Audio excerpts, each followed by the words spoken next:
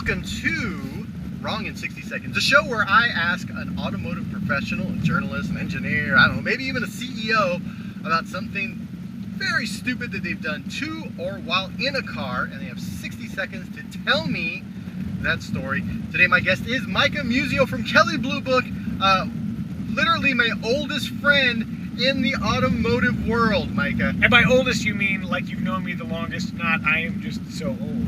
Micah is 77 years old. But I'm a youthful 77, still spry, still spry. Still spry, if that's a, is that, yeah, that's a 77-year-old man would use that word, Micah. No, Yeah. That's no one under 65 has used that word in about 30 years.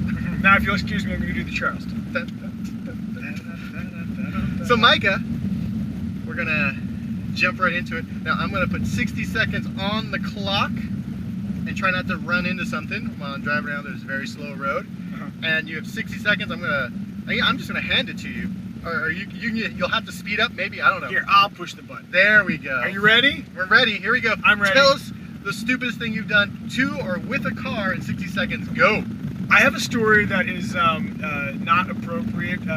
It's definitely not PG. So I'm going to tell another story, which involves an Audi R8. This is literally a decade ago, so I feel comfortable telling it. But we were shooting an Audi R8 5.2 FSI Quattro, literally my dream car. And we were at a closed force environment, a place that's a police training facility. And I was driving the car aggressively. It has a very strong rear bias, so I was drifting the car extensively. Tons of fun, a big old time. Here's the thing, is that after a day of shooting, I was getting very comfortable and I was doing a long, lurid drift and it got away from me. And I ass-ended it into the desert in the middle of the shoot. Wasn't quite done with it though, and I thought I have just totaled an Audi R8, which was like 160 grand worth of car. And as it worked out, I was able to pull myself out of the desert and it was not total, but mercy. Oh, an Audi R8. Ta-da! Time's up. Good job. Yeah, and let me quickly add too that if you watch the video, this is like from 2011. You can look, if you look very, very closely underneath the vehicle, you can see a little piece of plastic that broke off. The car was okay for the most part, but there was something that's just dangling down. So I got away with it. What did Audi say?